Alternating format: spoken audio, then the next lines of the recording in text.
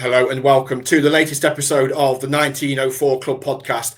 Of course, the Hull City podcast from the Hull Daily Mail. And we're talking to you today on the as we expect Ruben Selles to be confirmed as the new Hull City head coach. I've got Burnsy with me, and we've got James Earnshaw, the Reading FC reporter from the Reading Chronicle.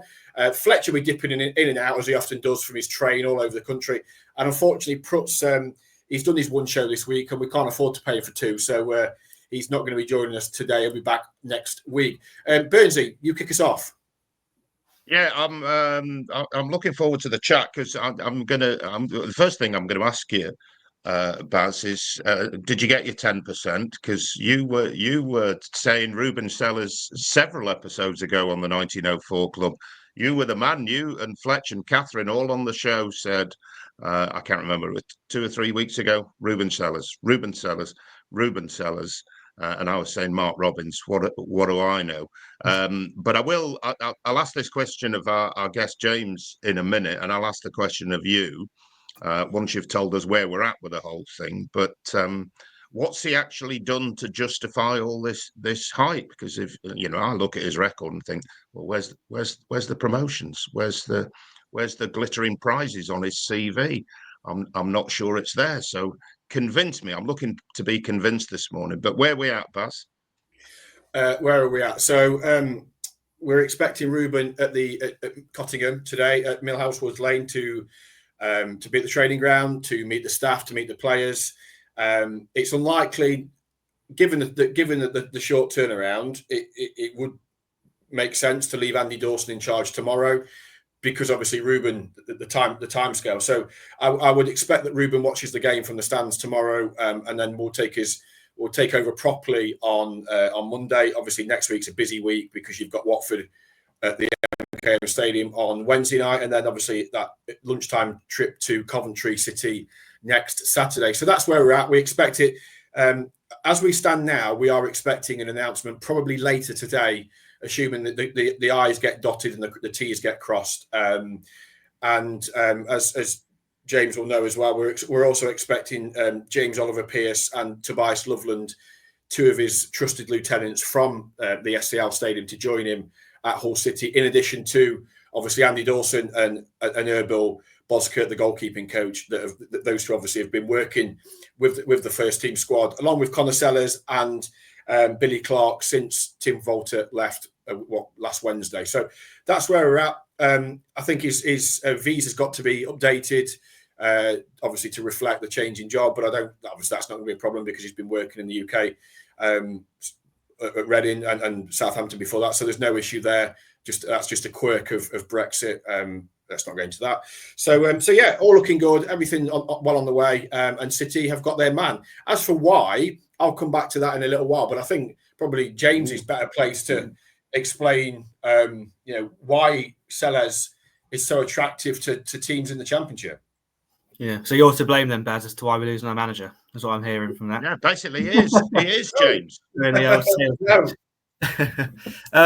well, for Reading, obviously, it's been more about the way he's led the club and the players off the field. I mean, last season started pretty horrifically. We were 10 points adrift at the bottom of League One this time last year, and any normal sane club would have sacked him probably. But he could kind of change his tactics from 4-2-2, went to a more basic 4-2-3-1, got the right players in the right positions, improved the players, which is the whole point of a coach. But for years before that, we'd been lacking a coach who would actually improve players and make them better.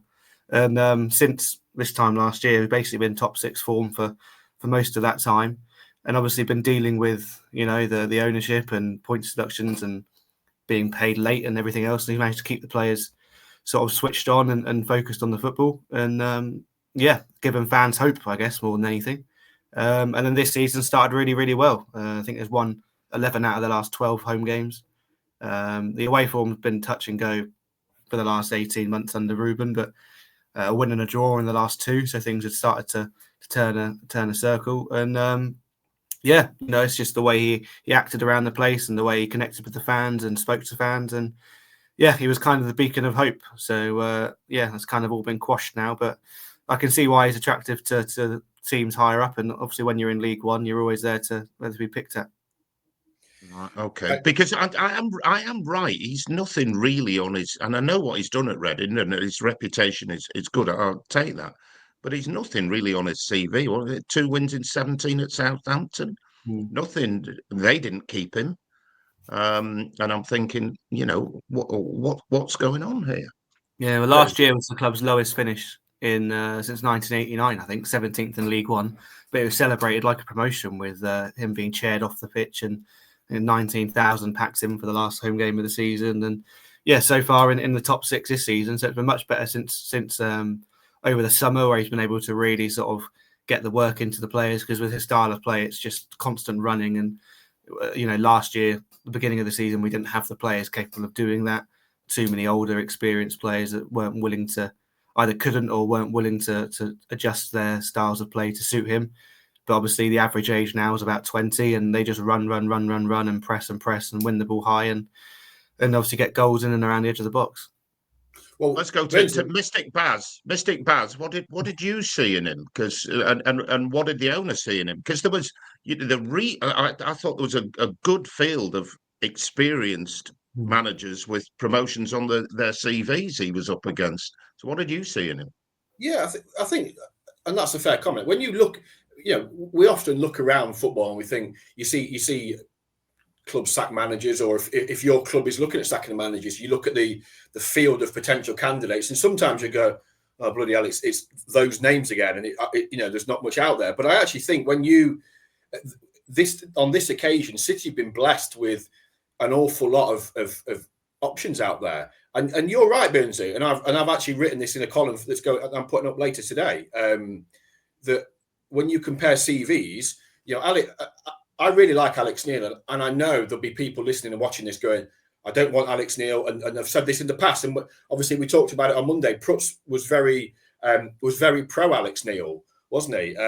But when you look at Neil's CV, it stands up. Did really well at Hamilton, unfashionable small club in Scotland. Obviously got Norwich promoted. He did a great job at Sunderland, which has been historically a really difficult job. Got them out of League One. The Stoke thing didn't work, but you could put Mourinho in charge. Oh, sorry, I'm going back 10 years. You could probably put Guardiola in charge of Stoke, and he would struggle, given how many managers have struggled there. So yeah, Alex Neil's CV is strong. Jokanovic, we know he was interviewed. He's got promotion with Watford and Fulham, not so well at Sheffield United. Mark Robins was a manager they looked at. We know his recent history with Coventry and the difficulties he's had, promotions, getting to an FA Cup final, playoffs, etc. All that. So there was a lot of strong candidates. Stephen Schumacher, promotion out of League One with Plymouth, did a great job there. Once again, went to Stoke, and that's the poison chalice. But I think, so in terms of CV, yes, Ruben doesn't stack up with those managers. But I think what you're getting with Ruben is a manager that plays the type of football that Acun wants, front-footed, high press, attacking, intense. So he ticks that box. He's used to working in a difficult scenario. I mean, Reading is the epitome of, and James will come on to this in a little while, I'm sure, all the stuff he's had to deal with while getting the team out on the pitch at 3:00 on a Saturday. I think that's, deserves credit in itself, in fairness, and one that can perform. He's a forward-thinking coach. He gets on really well with the players. He builds a connection with the players and the supporters, something that we obviously didn't have with the previous incumbent. And I think he's a manager for the future. It may well take time. Well, it will take time, but it may. We saw at Reading, and James will explain. But it took Ruben time to get his ideas across and his philosophy. And yes, I know City need results yesterday, but I think he's a manager that's vibrant, that's colourful, that's he's an exciting young coach. And I think it would have been very easy for Acun to have gone down the let's play it safe, let's go with Alex Neil, or let's go with Jokanovic. And they may well have worked, they may not. Selles may work, it may not. But I just think there's something different. And I think with Selles, it's thinking a little bit outside the box rather than going for that stereotypical, been there, done it, bought the T-shirt, we know what we're going to get. And I think it is a risky appointment when you're third bottom of the league, admittedly, in December. But there's a feeling that this is a nice appointment. And maybe there's an acceptance from Acun in some kind of way that we probably would never get, that actually Liam's style of football, whilst not exactly what he wanted, is probably the way to go. And I think maybe adapting that with the way Ruben plays it, a bit more high octane than Liam's. Liam's was obviously very, very slowly to the at times to boredom and falling asleep. This is perhaps a little bit different. So I think it is a risky appointment, but equally, I think it's one that we can be enthused by. And given some of the candidates, his CV isn't as strong, but it's just a bit different, Burnsy. I get that. You scared me a bit when you said he's thinking outside the box. He thought outside the box with Tim Walter and Schotter, and look where that got him. We'll come back to James, but it's got Jordan excited. Jordan's gone crazy on Twitter to the 1904 club. Promotion is back on, says Jordan. So there you go. The bandwagon's rolling already. Android Ash probably takes a more balanced view of it. I've watched a few highlights of some of the recent Reading games and read an article or two going into detail about him, and I'm happy about it. I don't expect magic immediately, and I think January will be crucial, but I believe it's a good appointment. Time will tell. Ash, thank you for that. And Wallum or Will Day says, who's going to flourish in Ruben's system? What's the new target for this year? For me, survival. Actually see what he's trying to do. Want to see high pressure kick on next year. James, I like the fact that you said he was flexible. He started with his preferred system as a 4-2-2-2. I think that's the right amount of players, but he's flexible. He's not wedded to one philosophy, so he works to what he's got. Yes, which I think is quite encouraging if that's the case. Yeah, in the end, Right. He got there in the end. He did stick with the 4-2-2 for quite a while. And eventually got to a point that we were 2-1 up away at Shrewsbury with 8 minutes to go and lost 3-2. And that was kind of the turning point that left us sort of miles adrift at the bottom and expecting to be in League Two. And he just came out after the international break and played this 4-2-3-1, and suddenly it kind of all just began to click. He got rid of some of the older experienced heads, the likes of Sam Hutchinson, your Andy Carrolls, not Jeff Hendrick. Yeah, those two mainly, and a couple of other sort of academy players that hadn't been pulling their weight so much, that played a lot in the Championship team that were relegated the year before. Went for the young, fresh academy players. And so ever since then, it's sort of been night and day. So he is willing to obviously learn from his mistakes and build, which is good. Yeah, that is encouraging. Well, I take it all this changing and going for the young players was out of financial necessity. Yeah, more often than not. I mean, we had a pretty decent window last year, to be fair. I mean, we've not been able to spend any money on players or loan players since 2021, but we still bought in plenty of free players last year. Your likes of Lewis Wing, your likes of Charlie Savage, all on frees. But all other than Lewis Wing, who's 28, 29, the rest of them are all sort of under 20, under 21. Ben Elliott from Chelsea, sort of young players that he can mould and build. And, they've all got 50, 60, 70 games under their belts now by the age of 21, which is kind of mad. Our back line last week at Barnsley was 16, 17, 21 and 19. That's most definitely out of necessity more than want, because nobody would choose to have a back line with an average age of about 19 and a half. But, he's improved them leaps and bounds, and they're out there all now regular Championship, League One players, which, 18 months ago, I hadn't even heard of them. I've a question for both of you in a minute. Ken Brisbane says, could be good, could be bad. I'll wait until after his first interview and performance before making any knee-jerk judgment on his career with Hull City. Yeah, give him a game. That's the whole way. We'll give him a game. Yes, Ken. Bill Robbins says, a lot of Reading fans saying it took him a few months to get them going when he first came in. Not sure what to read into that as it's a different situation. But I'm excited by his appointment. Seems to have a good bond with the fans, something that was missing in the Tim Walter reign. Quick one for both of you. Is a City paying Reading compo here? Do we know what the money is, Baz, from the City end? It's a six-figure sum. And it's at the lower end of that, from what I understand. So it's without. I don't want to divulge the figure because it was given to me in confidence. But I think it's. It's a six-figure sum, but at the very low end of that. So it's not near £1 million. But it's it's a decent amount of money, but it's not. Obviously, Ruben was under contract until the summer of 2026, so it was going to cost. I've got to be honest, Bernsey, I expected it to be to take a bit longer. I've got to be honest. When it became clear a few days ago that Ruben was the standout candidate from Acun's number one choice, and the fact he was in work, I expect, and given Reading's off-field issues, I did expect that we might be looking at a little while in terms of protracted negotiations, trying to get him out of that football club. To be honest, I was pleasantly, surprised that it happened so quickly. I mean, it didn't happen like this, but it was almost like, the secretary from Hull City rang the secretary of Reading and said, "Can we have permission to speak to Ruben?" They went, "Yeah, of course you can," and then it happened. It happened that quickly, and I was a bit taken aback. James, what was your kind of take on how things played out earlier in the week? Yeah, unfortunately for our end, it wasn't particularly surprising when you think the guy that would have been presumably in charge of accepting and denying would have been the CEO, who is right up there in one of the most hated figures in Berkshire, one of the cronies of the owner, and the same guy that went behind Ruben's back and sold a good 3 or 4 players for a pittance over last January. The likes of Nelson Abbey, who was 19 and a regular in the first team. Had Tom McIntyre, who had over 150 games, sold to Portsmouth for 75 grand. Tom Holmes was sold to Luton, but was loaned back. 18-year-old Caelan Vickers was a regular in the first half of last season, now plays for Brighton under 21s. And a good couple of those were all agreed before Ruben had even been told. Hence why January this year, thousands of fans invaded the pitch and got the game abandoned against Port Vale. That was kind of the last straw. So, it basically just seems to be a case of getting in money wherever you can to keep the devil from the door for the next month. So the minute the club were obviously aware that they'd need money to get Ruben out of his contract, it almost seemed like brilliant. That's how it felt from the outside. It's great. That's an extra bit of money we don't need to bother trying to raise for December's wage bill and tax.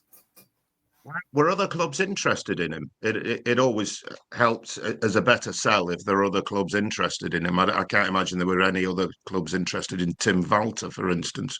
So were there other clubs interested in Ruben Selles?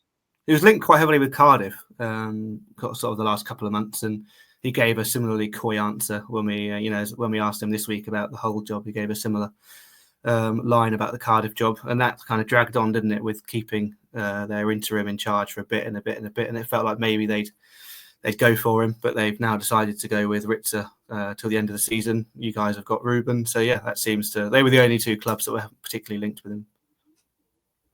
I'm just going back to the system he plays, the 4-2-2-2. I know he's sort of changed it. Does he not play wide? Because that seems to me quite a narrow system. I'm trying to think if I've ever seen a 4-2-2-2. And I know he's put a 3 in behind a striker. Does he play wide or not play wide? He plays wide now. With the 4-2-2, it was just asking an awful lot of the fullbacks. And the issue then, obviously, is that in the fullbacks getting caught up, you're then getting exposed over the top of them with 2 centre-halves and 3 or 4 kind of midfielders and forwards rushing onto you.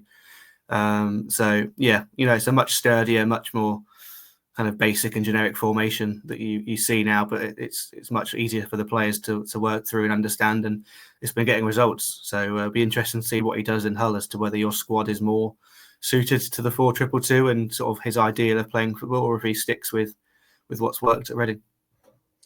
I'm not sure what the squad's suited for, to be perfectly honest, or I'm not anyway. Well, look, under Liam Bernsey, they were, it was the archetypal 4-2-3-1, wasn't it? And obviously Voltage, I don't know what he did. Nobody knows what Tim Walter did, least of all the players, and that's part of the problem. So, but if Ruben comes in and goes, right, we're going to play 4-2-3-1, that's what they did on Saturday at Middlesbrough. Andy Dawson reverted to type. That formation seems to be the formation of choice across football, doesn't it now? Most managers play that or a variation of that. So he's going to be starting from a decent standpoint because the players are familiar with that. Throughout Liam's tenure, they played 4 across the back. They had Slater and Seri sit in, or Seri and whoever that partner was. They play 3 across the middle and then 1 up front. Very often, in the latter stages of Liam's tenure, we didn't have a striker, did we? Because Aaron Conley was out injured, Liam Delap was out injured. He didn't fancy Ohio on too many occasions, and sometimes we had Ozan Tufan playing as a false nine. So at least we can debate the merits of how good those strikers are at Hull City right now in Bedia, Pedro and Mason Burstow, but he has got strikers, so he can actually play a man up front. So at least he's going to have the players that are familiar with that system. James, one thing I wanted to ask you, what's he like with the players? I listened to, this was a while ago now, Under the Kosh podcast, brilliant podcast, and Harley Dean was on that, and he spoke in glowing terms of Ruben and the job that he did in the circumstances that he worked within. What's he like with the players? Because I did hear a suggestion that he's better with the younger players perhaps than the more experienced ones. What's your assessment? Well, when he first came in, obviously there was the hangover from the team that were relegated, and there were a lot of big egos and a lot of big names, probably a lot of them on decent wax at that kind of time. And yeah, he probably did struggle to kind of see eye to eye with them to start with. But obviously, as he's moulded his team, and the team are also young, and he's given them all their first chances in football, that it's kind of like a father-son relationship with a lot of them, a lot of the younger players. And obviously, then results breed that relationship. And the last sort of year, it's been Reading against the entire world, and blocking out everybody else. And there's been a really, really strong bond. You saw the players on the last day of the season carrying the manager off, and couple of away games last year, because Ruben kind of stands back and lets the players applaud the fans, but the players go over and drag Ruben over to have a bit of a celebration with them. So there's a real lovely bond, and the fact he came back to Reading yesterday to sort of say his goodbyes and see them all again. It's definitely going to, I don't think it would have been an easy decision for him to make to move to Hull. He kind of had his group, and he built something, the start of something here. But yeah, I would definitely agree that it definitely feels like he's got a stronger relationship with the younger players as opposed to the bigger personalities and egos, which be interesting to see how that develops sort of the higher up the pyramid you go. Do you think? Sorry, Baz. Yeah, just before that, Benzie. He's spoken over time, hasn't he, about the situation at Reading and how much that's taken out of him. Do you think kind of like it did get to a stage? The Hull City job came up. Acun's a very persuasive kind of guy. We know, well, from speaking to Acun himself, the caliber of candidates have been impressed with Hull City's squad, even though you've got the likes of Liam Miller and Mohamed Baloumi out for the whole season. Despite that, and the promise of finance in January as well, they've been impressed with the squad. But do you think it was kind of like he just had enough?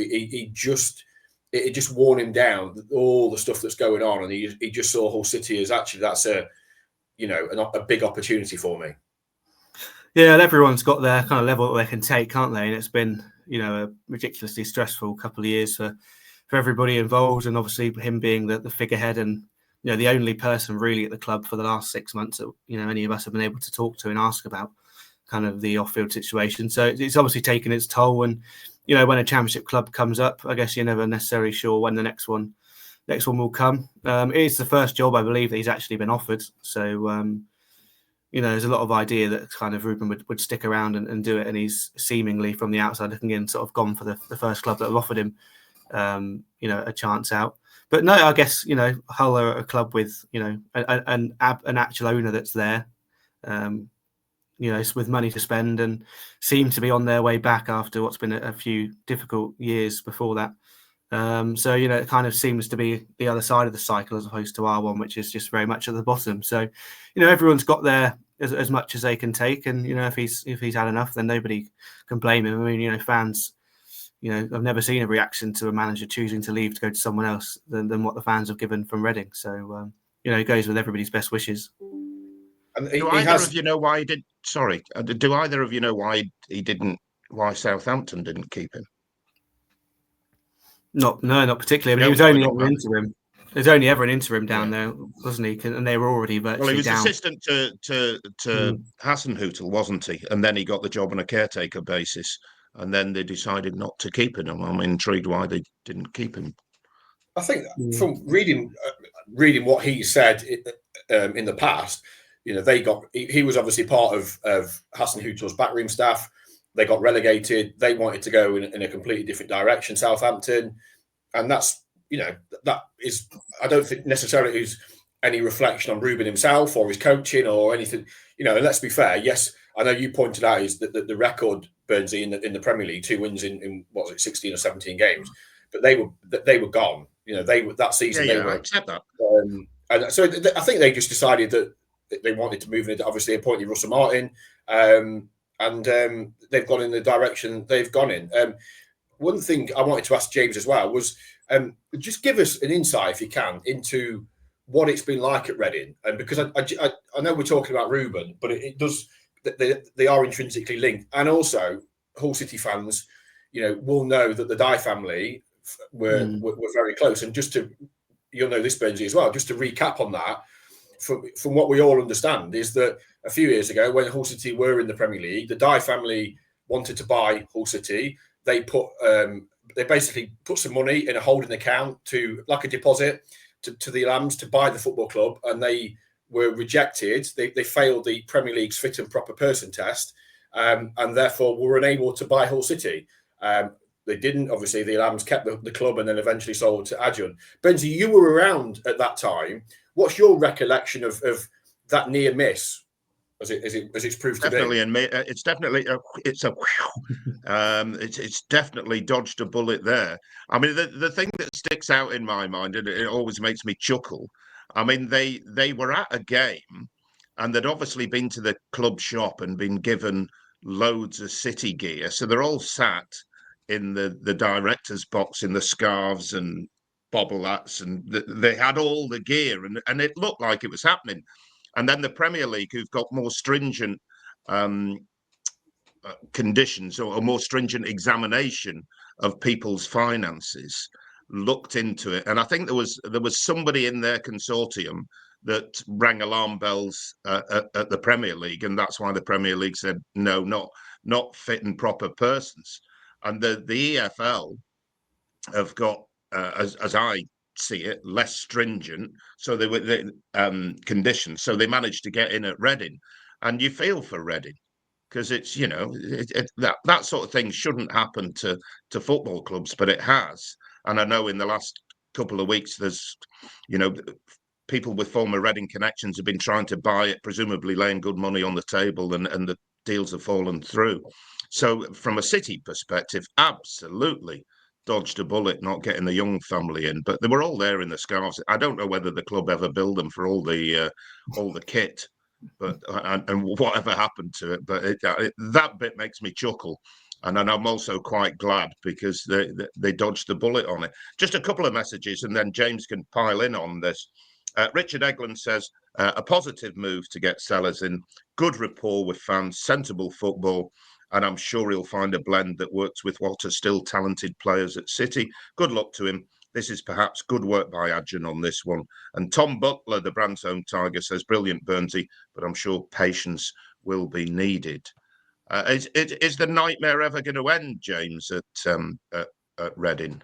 Oh, God knows. I genuinely thought we were at a time where it was going to in September with Rob Couhig and sort of the Wickham kind of charade. But the same week we've lost Ruben, Rob Couhig's filed a lawsuit against the club for loss of earnings for £9 million, and he's taking us to court. So that's somehow only the second biggest story coming out of Reading this week, which is kind of sums it all up in itself. I mean, it started off also well, it was piling in the money, breaking the transfer record twice in the same year, and came 7th one year. The first, and then obviously at FFP, and that's where it all began. We had, originally our first points deduction for breaching FFP in 2021, and that's when we went under our first embargo. Obviously, subsequently had 3 more sets of points deductions after that. We had a couple of warning signs the year we went down from the Championship, where a couple of wage bills were missed, but we were just told it's problems with Chinese bank holidays and the money was in the wrong account. And within a day or so it was sorted, and we just thought it was kind of one of those things. And then over the summer after they were relegated, the taps just turned off, and over the May, June, July of the pre-season, we had no manager. Ruben couldn't be hired until a week or 2 before the season started. So we had no pre-season with the players. So we had 3 or 4 winding up petitions for missing HMRC. Wage bills were paid late. And ever since then, it's just been horrific, really. Couldn't pay for overnight travel for long away days, so the players either or players forked out for their own rooms, or we just did long coach journeys in the mornings. Over Christmas last year, the staff were paid late, but the players were paid on time, because if the players were paid late, we would have got one of the points deduction, so they paid the players and not the staff. So you've seen all the protests and the tennis balls and the marches and the match abandonments.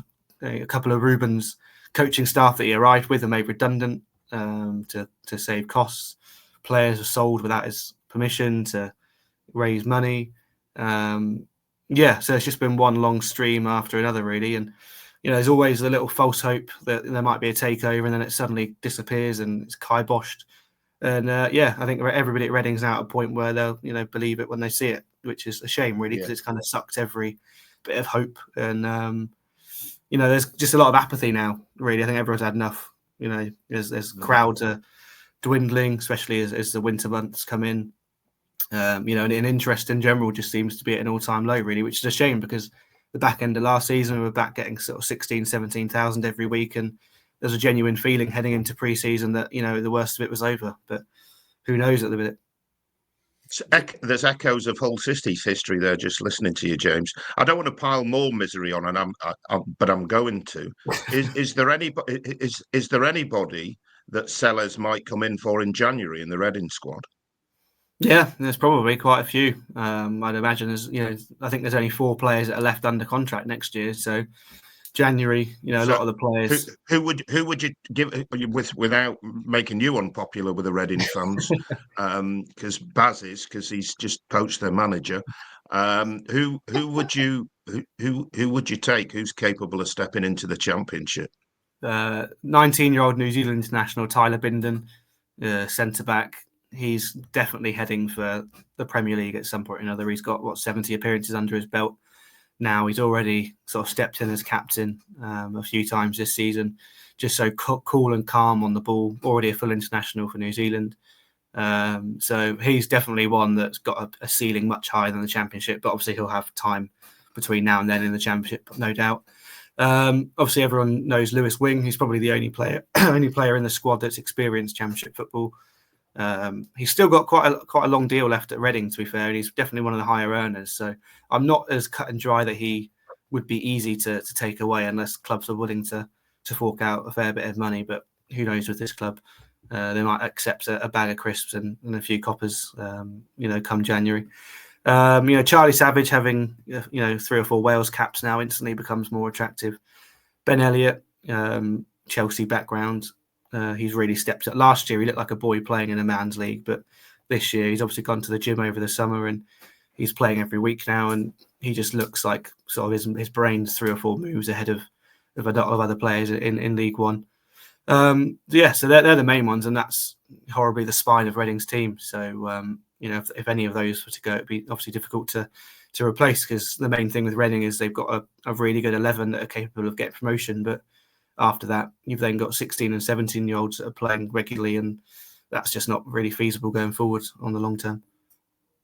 Matty Hayward says, couldn't have appointed a better manager in our current situation. Needs to be given plenty of time to get his philosophy across. If the players aren't good enough, they need to be shown the door. Think he may want a couple from Reading also, which isn't a bad thing. Well, we've touched on it. And this to Alan Parkinson, or from Alan Parkinson to the 1904 club. The good thing is we can only get better under Ruben, and I'm confident that'll be the case. Reading fans seem really disappointed he's gone, and that's good from our point of view. The fans generally know best. However, I believe he's working with an average bunch of players. Fletcher's joined us, Baz. Is it time to end the podcast now? Now he's finally found us. It's about time. I've got to go soon and do a radio show. But ever so predictable, Baz. Yeah, I know, but it just made me chuckle. Fletch, we'll come to you in a second to get your thoughts on maybe some of the stats behind Ruben and why City have gone for him. But if you've not read it, there's a fascinating interview that Ruben did as a first-person piece in the coach's voice. Lots of information in there from Ruben himself about him, his coaching background. He wasn't a player to any high level, but he talks about his journey into football, his coaching period, how he got to Reading. And there's just some really good stuff in there about what you can expect, what City fans can expect from his team once he gets his feet under the table and he gets that team, operating in his way. But there's one quote, and I just want to say it because I think it's, given what we've seen with the previous manager, and it reads like this: we need to focus on bringing the love of football to the players, staff, and the fans. Then I believe we could have a lot of fun. Now, it is just a quote. It is just a sentence. James, when you hear that, and you would have seen that as well, is that reflective of what Ruben has tried to do with the relationships that he's built with the staff, the players, and the supporters, and then what you've seen reflected out on the pitch, twice a week? Gotcha. And we've needed that because that's been the only shining light we've had of this whole thing, is at least the Saturdays are going to come round. And this time last year, we were also dreading the Saturdays as well because we've been battered most weeks. But the last sort of 7 or 8 months, the match days have been, the only sort of relief we've had from what's been, the charade at Reading Football Club for the last couple of years. And it's been some really fun games. We've won 4-0, won 5-1. Had some big memorable away wins. And it's just been fun. And a lot of my mates obviously still go to the games. And at the point we're at, every single game could be the last Reading game that you go to. So that's kind of the approach they've been taking for every week. And so far it's been working because we've been on pretty good form. And you're winning most weeks. And if that is going to be the last Reading game, then you've had a good one to go out with. Yeah, brilliant. Fletch, nice of you to pop by for 5 minutes. What's your, obviously we've talked about Selles. We talked about Selles in the summer, after Liam. We kicked off the Ruben Selles fan club. There was one member. There's a few more now. What's your assessment of it, mate? I think it's the right appointment based on the style of play. I think it's one that is encouraging. It fits the model of young manager who's now finding his way as a number one after plenty of experience as a number two. He might only be 41, but he's had 25 years of coaching experience. So he actually started coaching when he was 16, when he was at university in Valencia. And he's paved all over Europe with various managers. Hassan Hootel, as Bernsey alluded to earlier, at Southampton. The only blemish on his record is when he was in charge of Southampton, he only won 2 in 17, but I don't think that was necessarily his fault. I think it was the tools that he was provided with. And as you guys have been alluding to at the start of this podcast, he knows how to handle adversity. And this is the most extreme adversity probably in the Football League at the minute. The situation going on at Reading. To be able to, I think that the big telling thing for me is when you compare Tim Volta and you compare Ruben Selles sounds a man who is able to get absolutely every last bit of ability out of a player, regardless of how good they are. And that is what Hull City need right now. I think the Tigers have players that are perfectly capable in at the right end of the Championship, but they've just been coached either in a too complicated way or just haven't really been utilised. I'm fascinated to hear that he played 4-2-2. I think the only team that I've ever known play that regularly was Brazil when they won the World Cup back in 2002. And if you've got fullbacks who are providing the width, someone like Ryan Giles, who let's be honest, we haven't seen the best out of him in a Hull City shirt. If you've got him going up and down the touchline on the left-hand side, it could be the perfect system for him if he decides to change it. Yeah, absolutely. Benji, what you got for I'm quite excited now. I'm quite excited now. The mention of fun and Brazil. It's just like watching Alan Brazil. Oh, sorry, I just got carried away there. I don't want to know about your sick fantasies. Yeah. One for you for a future 1904 club. But I'll plant the seed because Nigel's been good enough to send us a tweet.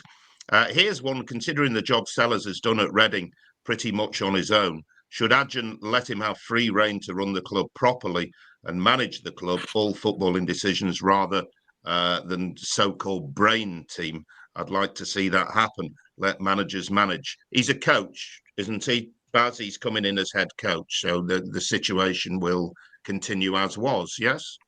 Yeah. Look, that will be his title, head coach, and we know because Acun has said this a million times that he he doesn't believe that a manager should make the sole decisions on player recruitment.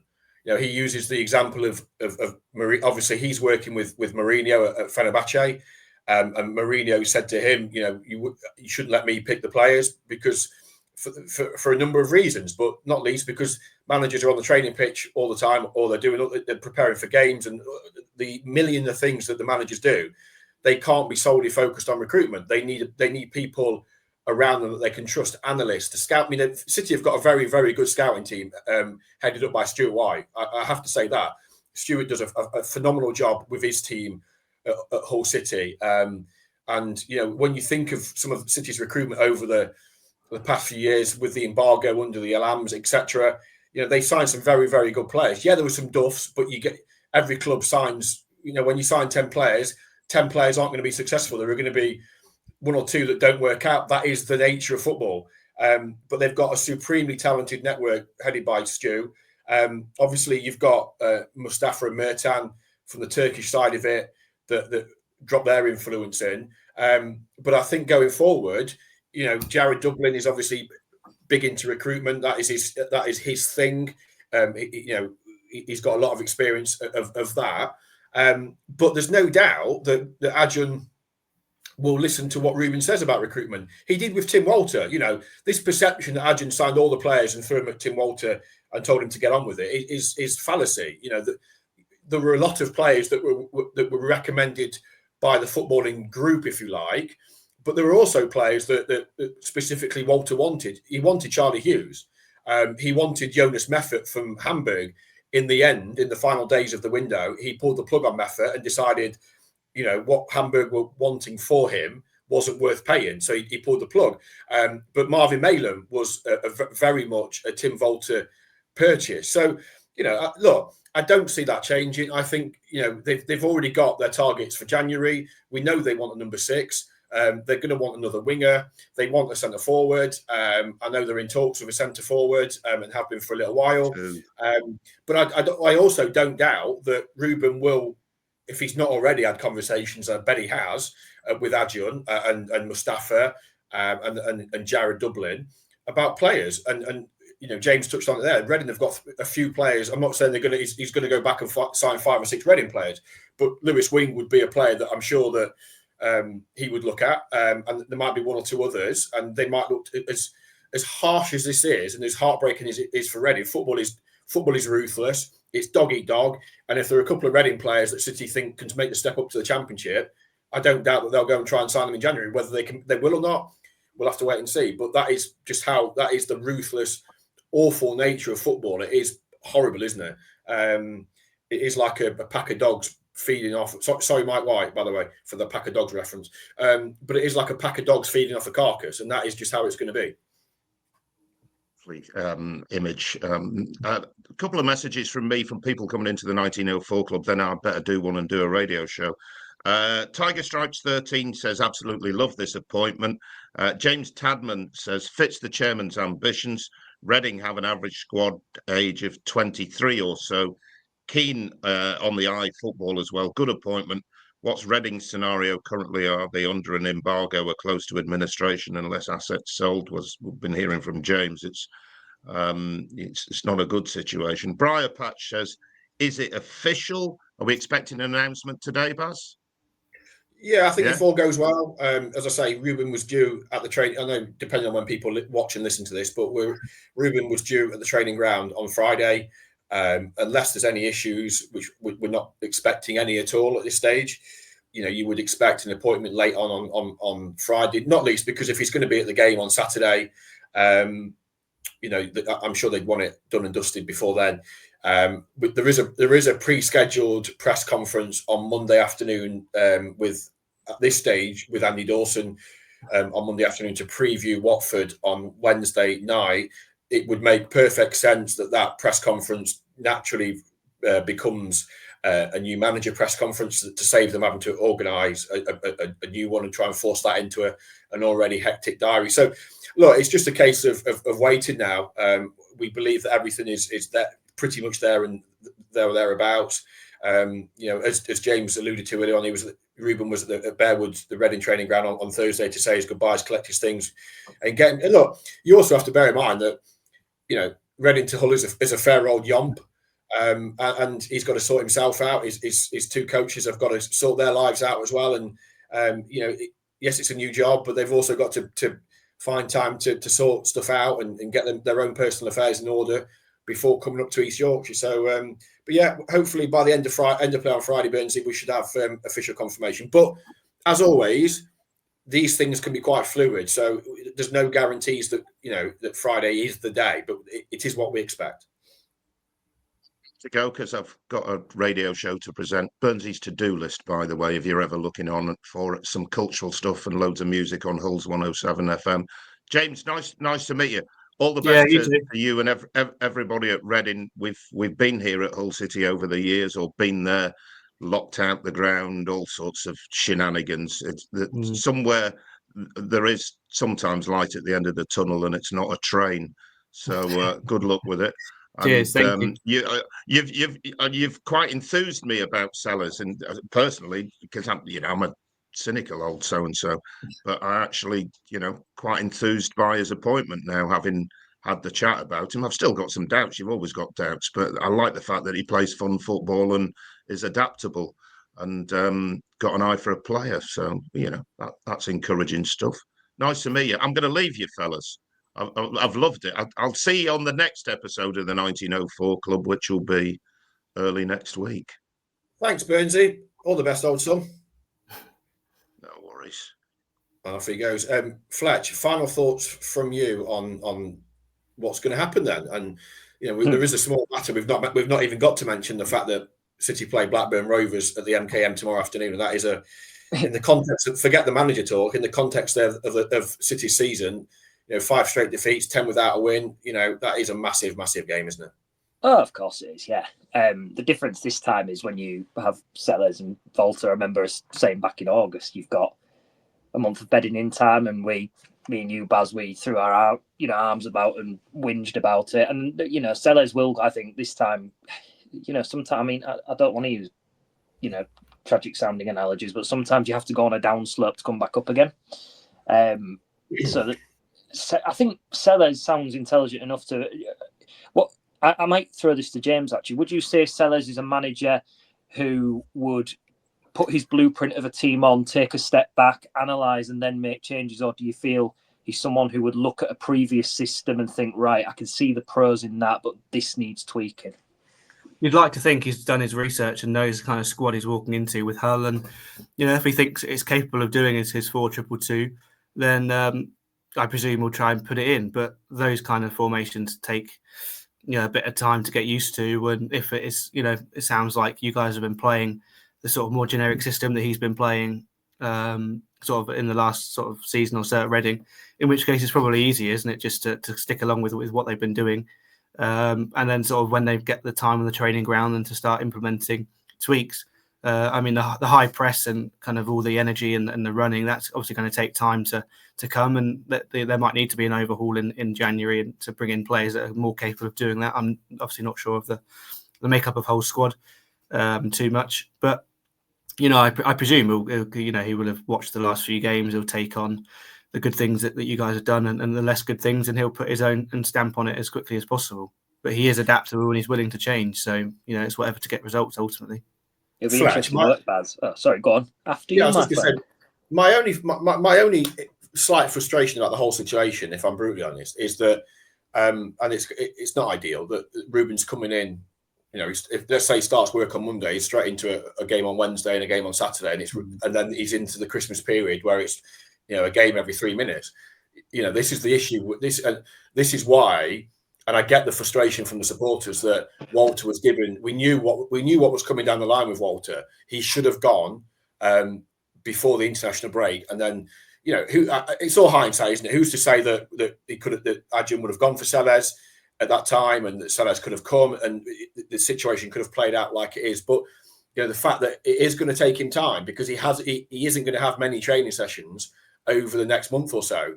And even when you get through Christmas, you're into the new year. You've got Middlesbrough and Leeds. Then you've got the FA Cup tie with you've got the Grant McCann derby, There isn't really the next chunk of time that he's going to have on the training pitch is the March international break. That's what 4 months away. That's a long time before he's going to be able to spend any sustained period of time on a train. Yes, he'll have, there'll be a Saturday to Saturday scenario, and he'll have, Monday and Tuesday, Thursday and Friday on the training pitch. But that's recovering from one game, a day off, preparing for the next game. So he's not going to have a huge amount of time, and that is, if there is a frustration, and it is only a small one, admittedly, that he's coming in at probably the busiest time of the season around Christmas, with no real time. And James, is that something that you think, could be a potential, not issue necessarily, but he will overcome it because he's a manager and it's just the circumstances, but it will make his life a little bit more challenging? Yeah, it took us an international break before he changed system and kind of went back to basics. And then we were good enough to obviously come 17th last year and would have come, I think, 14th or something without the points we had deducted. But sort of the work he did with the players over the summer, and obviously we're only allowed to make one short-term loan signing, so it was basically exactly the same squad. And he then just basically had all summer to work with them. And, we beat yourselves, and I think we only lost one game in pre-season, and then we're up to 6th, so far this year. So it does need time to work. And, for his sake, I hope at Hull he's given the time, because, there should be a good payoff at the end of it. That's obviously the frustration with the Reading end, is that, he was given time, and 10 points adrift in League One, most managers are sacked. But we obviously, whether we had to or we chose to, stick by him.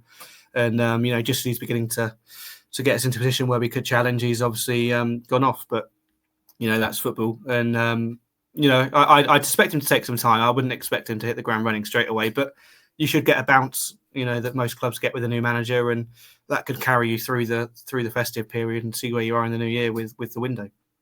I think that's just to say very quickly that I think Hull City fans should really treat this season now in very similar circumstances to 22-23 when Shota was dismissed, and then Liam Rossini came in and essentially, I don't want to use the phrase write-off because there's still plenty of football to be played, but that's the feeling, isn't it? That it's not about promotion anymore. It's about making sure they're in as good a foundation as place to go and attack next year. And I think that's what the fans want, don't they? But the positive in comparison to 2 seasons ago is I don't see this Hull City team being a side that is outrageously open in leaking goals. Even though systematically they've looked open, they've been able to relatively keep the door shut more often than not in comparison to when Shota was in charge, and some of the goals they were conceding were disgraceful, like at Swansea when they were beaten 3-0 that inevitably got him the sack. So I don't think Ruben Selles has to come in and implement one side of a tactical straight away. I think he is someone who can, as James has alluded to, be adaptable. But I think he's almost got a blank canvas really because of how unique Tim Walter's style of football was. And I think you will see that sort of bounce back. I think the players will be re-energised from what we've been hearing. We referenced, James, for your info, an interview that Mason Bairstow did last week after the Middlesbrough defeat. And Regan Slater has mentioned it before, how Tim Walter just didn't come across as approachable. And I think that eventually sapped all the confidence out of him. And you can't get confidence off a shelf. But what I've been hearing this morning is that Ruben Selles is someone who can instill that confidence very, very quickly. Yeah, and he treats them all like their family. I mean, it had to be obviously in Reading because it was such a small, close-knit squad, and sort of the world was against them, so they forged that bond. But I can't see why he can't, do what he did at Reading to do it at Hull. But yeah, I would agree from the outside looking in that obviously the rest of this season should just be about, setting his style and getting as much players in as possible to be able to really hit next season. But there's still over half a season to go, so that's for fans probably quite a frustrating thing to hear. And it's you never know in football, do you? Right, time to call it a day. James, thank you so much I know you've been off today, so thank you so much for taking an hour out of your day to come and give us the lowdown on Ruben. It's been really, really interesting, and I'm sure City fans will join me in thanking you for popping by and shedding some light on their new head coach. No, cheers for having me. It's been good. Good luck. And look, from one football fan to another, we wish you the very best, because we were down there in the summer at Reading, and you can't help but have huge sympathy for what's going on. No football club and fans should have to go through what Reading are, and it's particularly close to home given the fact that the owners at Reading were very close to buying Hull City. So we wish you the very best, and we'll keep a lookout and hope that you get some good news in the near future. Cheers, guys. Good luck with Ruben. Thank you, James. Fletch, thank you for popping by. I know it's been a busy morning for you as well. It's been an interesting morning. I mean, I would have loved to have put my camera on when I was sat in front of the TransPennine Express toilet in Carriage Sea on the Leeds to York, but I thought I would I'd show you something even worse. I'd show you my face. Oh, bless you. So thanks to Bernsey for popping by earlier on. He's on the radio. Go and listen to his show. Do him a favour. And we will be back after the game with Blackburn, which we hope will be a City victory. We live in hope. 3 wins at home in 2024. We go with probably more hope than expectation, but you never know. Football is a funny old game. So thanks for listening. Thanks for watching. James, as again, thank you very much. Fletch, thank you. And we will see you again soon.